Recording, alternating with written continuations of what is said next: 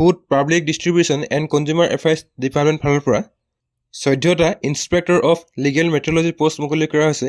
Interested আৰু eligible কেণ্ডিডেটবোৰে এই পোষ্টবোৰৰ কাৰণে এপ্লাই কৰিব পাৰিব। আজিৰ ভিডিঅ'ত এই পোষ্টবোৰত কেনেকৈ আপোনালোকে নিজৰ মোবাইলৰ পৰা এপ্লাই কৰিবৰ কাৰণে আপোনালোকক কি ডকুমেণ্টছৰ প্ৰয়োজন হ'ব সকলো A to Z ডিটেইলছ আপোনালোকক দেখুৱাই দিম।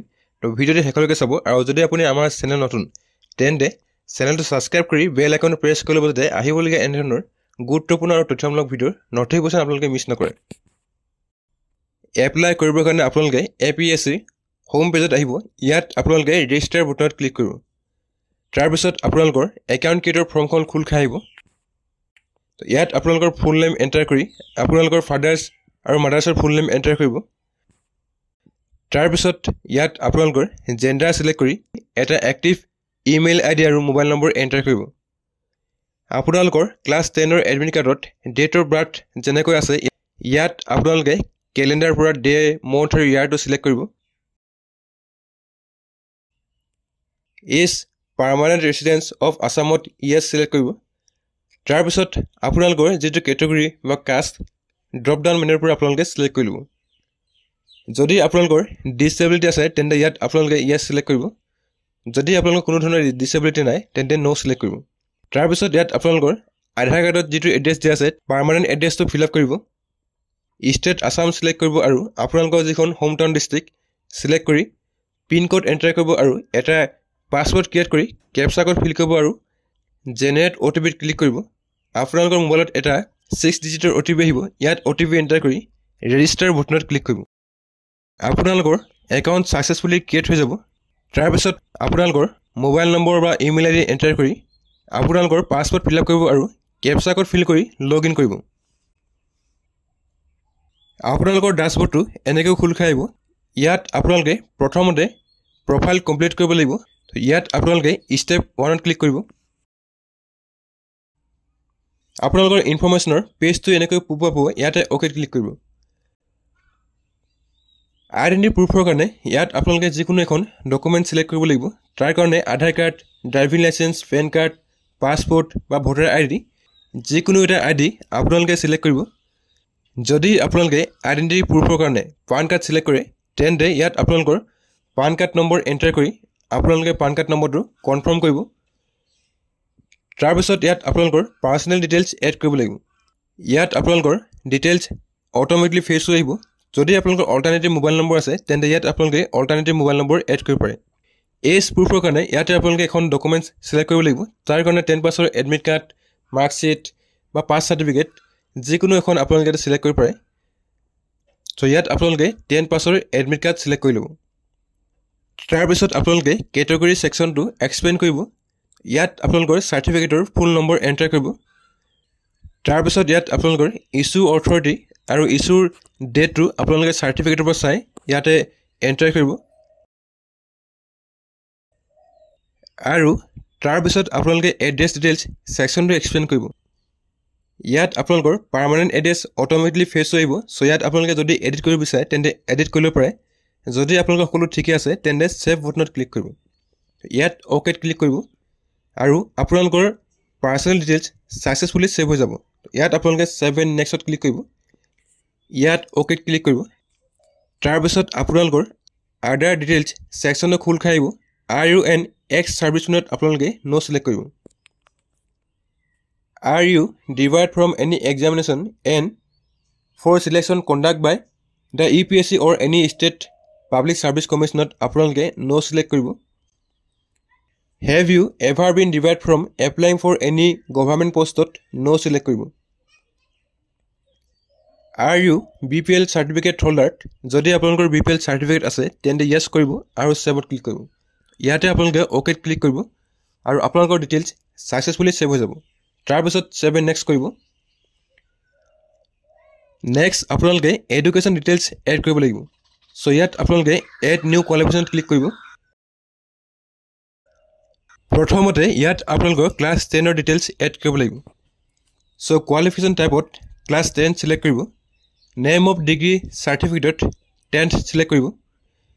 তাৰপিছত ছাবজেক্টত আপোনালোকে ক্লাছ 10 ছাবজেক্ট ছিলেক্ট কৰিব।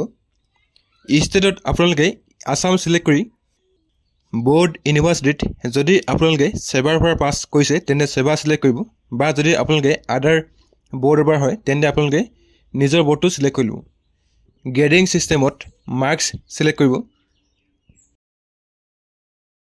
তাৰ পিছত মাৰ্কস অবটেইনত আপোনালোকে ক্লাছ 10ত যিমান মাৰ্কস স্কোৰ কৰিছিলে ইয়াতে এন্টাৰ কৰিব টোটাল মাৰ্কসত আপোনালোকে 600 এন্টাৰ কৰিব আপোনালোকৰ পাৰ্চেন্টেজ অটোমেটিকলি ফেচ আহিব তাৰ পিছত কোৰ্স ডিউৰেশ্যনত 10 ইয়াৰ সিলেক্ট কৰিব ইয়াৰৰ পাছিংত আপোনালোকে যিটো সনত 10th বা মেট্ৰিক পাছ আউট কৰিছে ড্ৰপ ডাউন মেনুৰ পৰা আপোনালোকে ইয়াৰটো সিলেক্ট কৰিব তাৰ পিছত ইয়াত আপোনালোকৰ পাছিং ডিভিজন সিলেক্ট কৰি সেভত ক্লিক কৰিব ইয়াত আপোনালোকে ওকেত ক্লিক কৰিব আপোনালোকৰ ক্লাছ 10ৰ ডিটেইলছ সাকসেসফুলি এড হৈ যাব তাৰ পিছত ইয়াত আপোনালোকে ক্লাছ 12ৰ ডিটেইলছ এড কৰিব লাগিব ইয়াতে আপোনালোকে এড নিউ কোৱালিফিকেশনত ক্লিক কৰিব তাৰ পিছত ইয়াত আপোনালোকে ক্লাছ 10ৰ নিচিনাকৈ ক্লাছ 12ৰ ডিটেইলছ এড কৰিব লাগিব তো কোৱালিফিকেশন টাইপত 12 সিলেক্ট কৰিব নেম অফ ডিগ্ৰী বা সাৰ্টিফিকেটত 12 সিলেক্ট কৰিব সাবজেক্টত আপোনালোকে সায়েন্স সিলেক্ট কৰিব তাৰ পিছত ষ্টেট আসাম সিলেক্ট কৰি বোৰ্ড ইউনিভাৰ্চিটিত AHSEC সিলেক্ট কৰিব গ্ৰেডিং সিস্টেমত মাৰ্কস সিলেক্ট কৰি মাৰ্কস অবটেইনত আপোনালোকে ক্লাছ 12ত যিমান মাৰ্কস স্কোৰ কৰিছিলে ইয়াতে এন্টাৰ কৰিব তাৰ পিছত টোটাল মাৰ্কসত আপোনালোকে 500 এন্টাৰ কৰিব আৰু আপোনালোকৰ পাৰ্চেন্টেজ অটোমেটিকলি ফেচ আহিব কোৰ্স ডিউৰেশ্যনত 2 ইয়াৰ্স সিলেক্ট কৰিব তাৰ পিছত আপোনালোকৰ পাছিং ইয়াৰ ড্ৰপ ডাউন মেনুৰ পৰা সিলেক্ট কৰি পাছিং ডিভিজন সিলেক্ট কৰিব আৰু সেভ বটনত ক্লিক কৰিব আপোনালোকৰ ক্লাছ 12ৰ ডিটেইলছ সাকসেসফুলি সেভ হৈ যাব আৰু ইয়াতে আপোনালোকে নেক্সট কৰিব তাৰ পিছত আপোনালোকৰ ওয়াৰ্ক এক্সপেৰিয়েন্স ডিটেইলছ এড কৰিব লাগিব Do you have any work experience in private, government or semi-government organization? ইয়াত আপোনালোকে নো সিলেক্ট কৰিব ইয়াতে ওকে ক্লিক কৰিব তাৰ পিছত আপোনালোকৰ ডকুমেন্ট আপলোড সেকশনটো খুল খাই আহিব তো ইয়াত আপোনালোকৰ caste certificate identity proof documents যদি আপোনালোকে পান কাৰ্ড সিলেক্ট কৰিছিলে তেন্তে ইয়াত আপোনালোকৰ পান কাৰ্ড তাৰ পিছত ডেট অফ বাৰ্থৰ ডকুমেন্টস আৰু যদি আপোনালোকৰ BPL সাৰ্টিফিকেট আছিল তেন্তে BPL সাৰ্টিফিকেট এই গোটেই চাইখন ডকুমেন্টস আপোনালোকে PDF ফাইল বনাই ইয়াতে 5 MB ভিতৰত আপলোড কৰিব লাগিব সো আপোনালোকে 1 by 1 কৰি সকলো ডকুমেন্টস আপলোড কৰিব তাৰ পিছত ইয়াত আপোনালোকৰ এখন পাসপোৰ্ট সাইজ ফটো আৰু এটা সিগনেচাৰ আপলোড কৰিব লাগিব সো ফটোৰ ডাইমেনশন আপোনালোকৰ 200 পিক্সেলছ হাইট আৰু 150 পিক্সেলছ উইডথ হ'ব লাগিব আৰু ম্যাক্সিমাম আপোনালোকৰ JPEG ফৰমেটত 200 KB ভিতৰত হ'ব লাগিব তেনেকৈ আপোনালোকৰ সিগনেচাৰ ডাইমেনশন 100 পিক্সেল হাইট আৰু 150 পিক্সেলছ উইডথ হ'ব লাগিব JPEG ফৰমেটত 200 KB ভিতৰত আপোনালোকে সিগনেচাৰ ফৰমেট আপলোড কৰিব লাগিব সো ইয়াত আপোনালোকে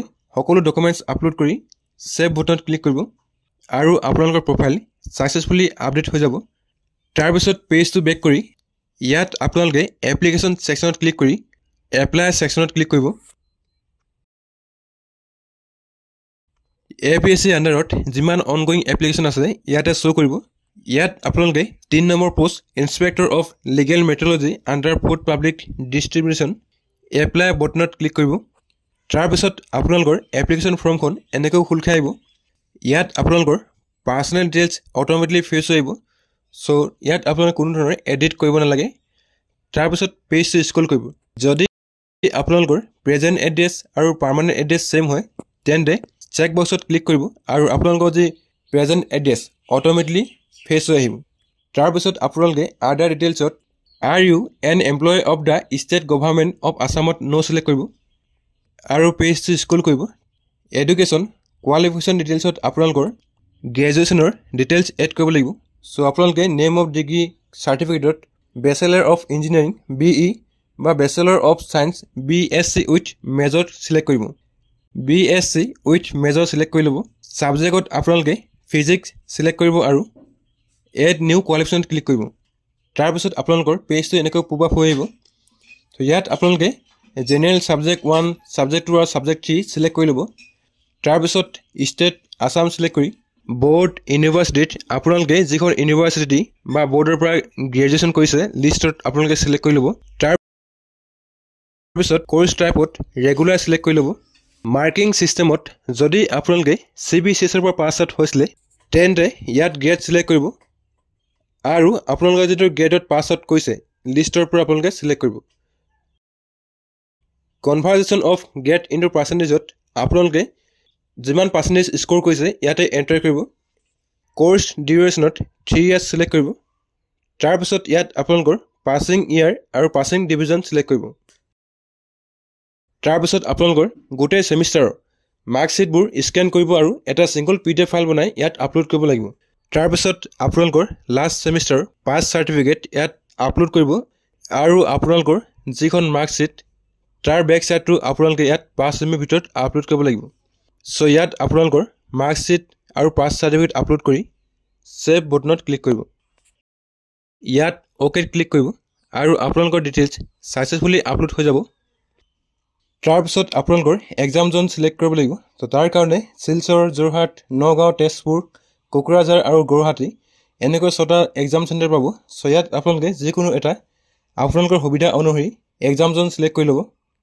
তাৰ পিছত ইয়াত আপোনালোকে APSC স্মল ফ্যামিলি নৰ্মছ এ আৰু এক্সচেঞ্জ কাৰ্ড আপলোড কৰিব লাগিব যদি আপোনালোকৰ small family norms fill up কৰোতে অসুবিধা হয় তাৰ ভিডিও আপোনালোকে আমাৰ চেনেলত পাই যাব ভিডিও চাই আপোনালোকৰ ফৰ্ম ফিল আপ কৰিব পাৰিব ইয়াত আপোনালোকৰ স্মল ফ্যামিলি নৰ্মছ এ আৰু এক্সচেঞ্জ কাৰ্ড 5 MB ভিতৰত পিডিএফ ফাইল বনাই ইয়াত আপলোড কৰিব তাৰ পিছত পেজটো স্ক্ৰল কৰি আন্ডাৰটেকিং বক্সত ক্লিক কৰিব আৰু প্ৰিভিউ এপ্লিকেশনত ক্লিক কৰিব আপোনালোকৰ এপ্লিকেশনৰ এটা প্ৰিভিউ আহিব সো আপোনালোকে প্ৰিভিউটো ভালকৈ চাই ল'ব যদি আপোনালোকৰ এপ্লিকেশনত কিবা ভুল হৈছে তেন্তে কেনসেল বটনত ক্লিক কৰি এডিট কৰিব পাৰিব যদি সকলো ঠিকে আছে সাবমিট বটনত ক্লিক কৰিব ইয়াত আপোনালোকে ওকে ক্লিক কৰিব আৰু আপোনালোকৰ এপ্লিকেশন সাকসেসফুলি সাবমিট হৈ যাব তাৰ পিছত আপোনালোকৰ এপ্লিকেশন ফিজ পেমেন্টৰ পেজটো খোল খাই আহিব যদি আপোনালোকৰ BPL সাৰ্টিফিকেট আছে তেন্তে ইয়াত আপোনালোকে 47ৰ এটা এপ্লিকেশন ফিজ পেমেন্ট কৰিব লাগিব পেমেন্ট কৰিব কাৰণে পে নাও বটনত ক্লিক কৰিব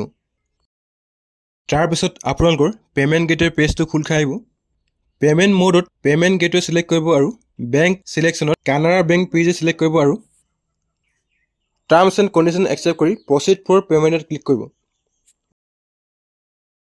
আপোনালোকৰ GIN নম্বৰ জেনেৰেট হৈ আহিব ইয়াতে ওকে ক্লিক কৰিব ইয়াত আপোনালোকে টাৰ্মস এন্ড কন্ডিশন একসেপ্ট কৰি কনফাৰ্ম পেড ক্লিক কৰিব ইয়াত আপোনালোকে লিভত ক্লিক কৰিব তাৰ পিছত আপোনালোকৰ পেমেন্ট মোডটো খোল খাই আহিব তো ইয়াত আপোনালোকে কাৰ্ড UPI নেট বেংকিং যিকোনো এটা থ্ৰু দি পেমেন্ট কৰিব পাৰে যদি আপোনালোকে গুগল পে ফোন পে বা পেটিএমৰ থ্ৰু দি পেমেন্ট কৰিব বিচাৰে তেন্তে পে থ্ৰু UPI QR কোডত ক্লিক কৰিব সো ইয়াত আপোনালোকে জেনাৰেট QR কোডত ক্লিক কৰিব আৰু আপোনালোকৰ এপ্লিকেশনৰ ফিজ পেমেন্ট QR কোডটো জেনাৰেট হৈ আহিব সো আপোনালোকে এই QR কোডটো ফোন পে গুগল পে বা পেটিএম যিকোনো টাইপৰ থ্ৰু দি স্ক্যান কৰিব আৰু আপোনালোকৰ এপ্লিকেশন ফিজ কমপ্লিট কৰিব এপ্লিকেশন ফিজ কমপ্লিট কৰাৰ পিছত আপোনালোকৰ পেমেন্ট ৰিসিপ্ট জেনাৰেট হৈ আহিব যদি আপোনালোকে পেমেন্ট ৰিসিপ্ট প্ৰিন্ট কৰিব বিচাৰে তেন্তে প্ৰিন্ট বটনত ক্লিক কৰি প্ৰিন্ট কৰিব পাৰে তাৰ পিছত এপ্লিকেশন সেকশনত ক্লিক কৰি মাই এপ্লিকেশনত ক্লিক কৰিব ইয়াত আপোনালোকে ভিউ এপ্লিকেশনৰ তলত আই সিম্বল পাব ইয়াতে ক্লিক কৰিব তাৰ পিছত আপোনালোকৰ এপ্লিকেশন জেনাৰেট হৈ আহিব প্ৰিন্ট একনলেজমেন্ট ক্লিক কৰি